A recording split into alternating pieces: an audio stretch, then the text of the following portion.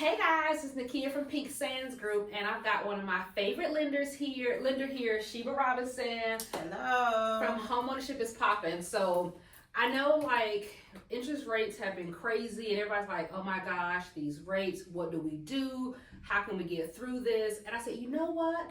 Let's talk to the lender and ask some questions on things that can help you guys as buyers out there, even sellers in this current market with these high rates. So Shiba, tell us a little bit about yourself. Okay. Rates. No, I'm just joking. Shiba Robinson. I'm a mortgage broker owner. I've had my company for 4.5 years. That went by so fast. But I've been in a business a little bit over 21 years. So I've kind of seen the up and down spiral that the rates have been. So she knows her stuff, basically.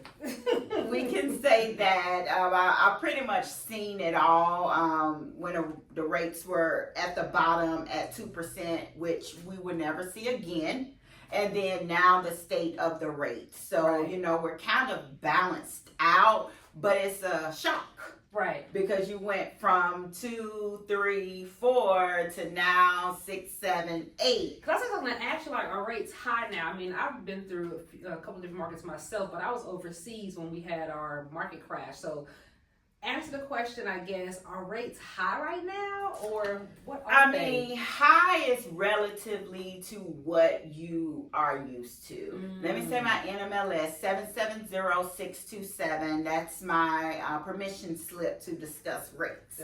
So, I mean, it's relative to what you think. Okay. To me, rates are normal, especially if you compare it to credit card rates, which are 14 to 18%. You compare it to loan rates and car rates, which are 7, 8, 9, 10%. So what I challenge you to do is look at your credit card statements. It's usually the third page. Flip it over and see what that interest rate or APR is. Look at your car note statement, and then look at any other consumer loans that you may have, even your student loan. Look at those rates. Oh, wow. People just don't think that, oh my God, I got this credit card, I'm charging it, but then they're going to charge me 14% interest. And I've seen some at like 23 and 28%. Yes, depending on your credit. Yeah, those interest rates are sky high, but we don't put as much emphasis on those. That's right. Because they, you apply, you get it, you're excited, and you use it. Right. Most consumers don't analyze those type of debts compared to housing. And I know it's because a credit card may be $1,000, $2,000, and then your house is going to be $200,000 to $300,000. Right. So that interest rate matters. The one key thing I tell people to do is just to make sure that you can afford the payment. That's the key to it. That's the key. Regardless of what the interest rate is, if you cannot afford the payment, this isn't the house for you. And that leads to my next question, because I was thinking about payment. Like what are some tips? I mean, I've got some from the real estate side, which I'll share, but what are some tips that buyers can use, to consider when they're thinking about that payment, as far as how can I make that payment lower? Like what are some things that they can do on the lending side? Always shop your insurance. That's a big thing. Your insurance is one of the only things that you can control other than the sales price and the interest rate. Gotcha. So make sure you shop your insurance. Yes, everyone wants to insure over $1 million worth of stuff that they have, but that's going to shoot your rate up. And you have to keep in mind that insurance and taxes are going to fluctuate every year. Correct. And I say fluctuate because I don't want to say they're going to go up and scare you, because sometimes the world may get right and they go down. That's true. Or you can change from Travelers to State Farm or Allstate or whatever, and it goes down. Gotcha. So definitely make sure that you shop your insurance. Check with your car insurance to see if they offer any type of bundle. Yep, multi-policy discount. They may even put life insurance in there. So they'll try to give you different options. Check with a broker, and I say that because they can shop different carriers. Right. They don't just have to use the rates that Allstate have or State Farm have. So always check with your local insurance brokers to see if they can shop some of the less named, less popular carriers. But you want to make sure if something happens, they're going to pay the claim. Right, they're going to cover it. Right, they're going to cover it. Yep. And then the timing of the year, believe it or not, that matters when you are getting your interest rates. Like when we're at the beginning of the year, they may be higher because everyone's trying to balance out their books, just like a business. Oh yes. Okay. And then what's also going on in the world, 2025 was where we had an election year. So inflation is high. Right. The unemployment rate is up or down. I don't know. I don't look into all those statistics, but you know, it's a lot going on, and that's going to impact the interest rates. The Feds met 6 times last year. The home loan rates only went down maybe twice. They're not even meeting on the home loan rates. They're meeting on other interest rates. I remember we were talking about that. I remember I talked to you last year when they had that one of those Fed meetings and went down. You were like, yeah, they went down. No, it was the election. And you said the rates went down for one day and they shot right back up. Yep, they went down the day prior to. That's what it was, yeah. And then the day that they had the meeting, and every day after that, they went right back up. Because they wasn't meeting on the mortgage rates. And people don't realize that. No, because the news wants to bring your attention to certain things. Yeah. Say interest rate. But you got to think about it. There's an interest rate for almost any money that you borrow. Correct. So it's not specific to the mortgage rate. You guys hear that? So the Fed meeting is not for mortgage rates. I just want to say that again. And I know, I know some things that buyers can do to help them save on the payment, so to speak, is when we negotiate as realtors, we can also negotiate to get them some closing costs. And that closing cost, from my understanding from you guys, you can use that to buy the rate down. Is that right? Yep. Okay. We got temporary rate buy downs, which that's a discussion we need to have. How long do you plan on staying in a house? Gotcha. Because if you're going to use the money to temporarily buy that rate down, and I'm putting emphasis on temporarily, it's going to eventually go back up. Right. But if you have plans on only being in a house 3 to 5 years, then that may make sense for you. If this is going to be your lifelong home, let's look at a permanent rate buy down. Right. But then also, because no one can predict the future, those rate buy downs are costly. So you're going to spend $3,000 to $5,000 of the $5,000 that the seller's going to give. You're going to use some or all of that to buy the rate down, and then next year rates drop, and now you want to refi. You don't get that money back. Right, you got to go spend again. You got to go spend again because it doesn't automatically roll over. So we need to have that discussion on what your plan is for the house and how long. Granted, things change. And that's why when you're buying, everybody's situation is different. So when you're having your conversation with your lender, with your realtor, with your family and friends, make sure you want to speak about your specific situation. You say, well, my cousin got this and my friend got that. Like you said, it's the time of the year. It can be so many different factors. And right now, I can speak on right now, we're in February 2025.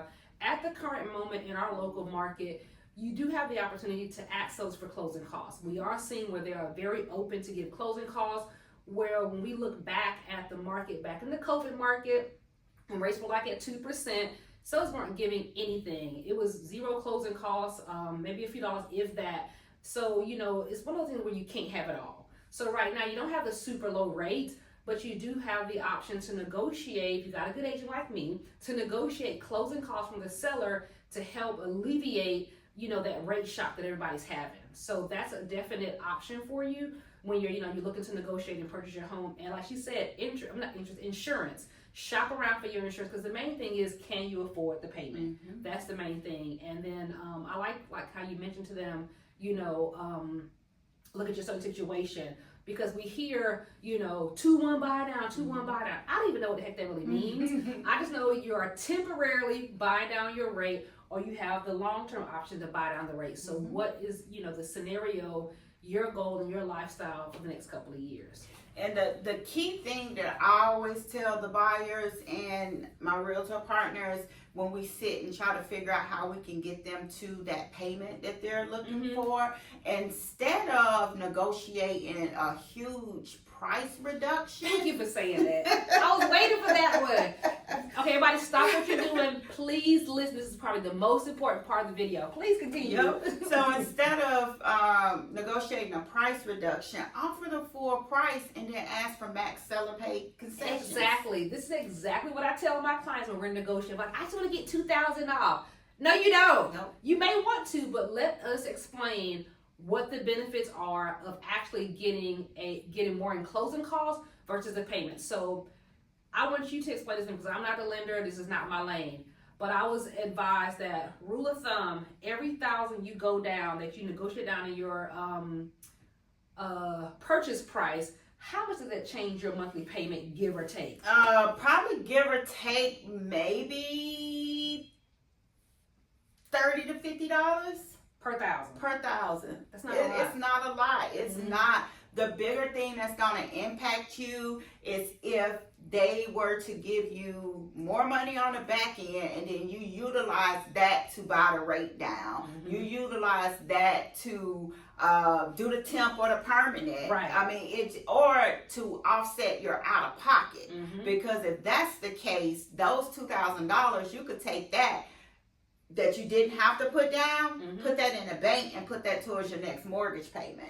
Put that towards your moving expenses. Put that towards that new couch that you're wanting to buy, or help you pull up those floors at, the material from Home Depot, or pay a mover or contractor. So it just kind of elevates you further than if you're going to pay $273 versus $275.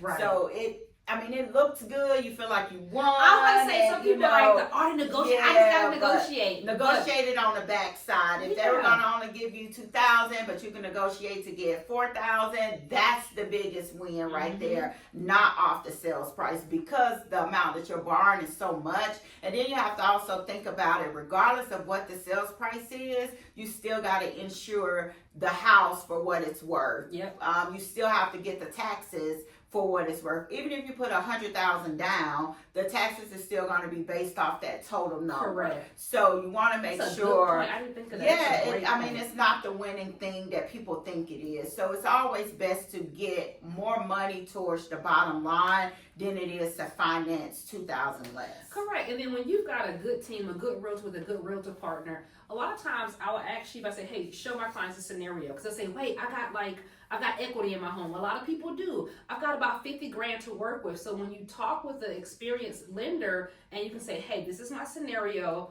I have this much money to spend, then she can advise and say, hey, it's better to put some down, or it's better to buy your rate down. What's the best scenario? So then you can look at it. She'll do a worksheet and you can look at it and say, hey, this is what my payment would be, and this is my out-of-pocket expenses. But you have to have a good team to show you those things when you're ready to shop and look for your home. Yeah, but I try not to do two things, and if that's what you're looking for, then I just may not be the lender for you. But I try not to do two things: make a buyer spend all of their money, and have a buyer to shop at the tip top of their approval amount, or their payment. Because I always ask, if all of the houses in your area was the same price, what would be the max payment you want to pay every month? Right. And I say max because that payment is going to change. Not the mortgage part, but the taxes and insurance and homeowners insurance, stuff that we can't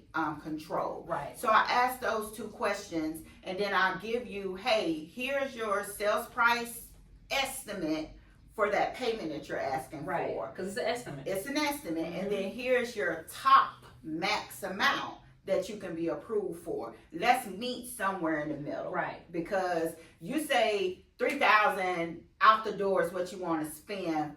Next year, that $3,000 is going to turn into $3,075 or $3,100, and now you're looking like, where I'm gonna get this extra money from? And the thing about it, that has actually happened to a lot of people in the last couple of years, and some of you out there may be able to relate, where you bought a home, and we know in Metro Atlanta taxes have gone crazy, and these payments have skyrocketed, and people that were at the top of their budget are having a hard time. So I like the idea of let's find a median so you have room, if that payment does change. So, you just have to prepare for your future. It's a huge investment.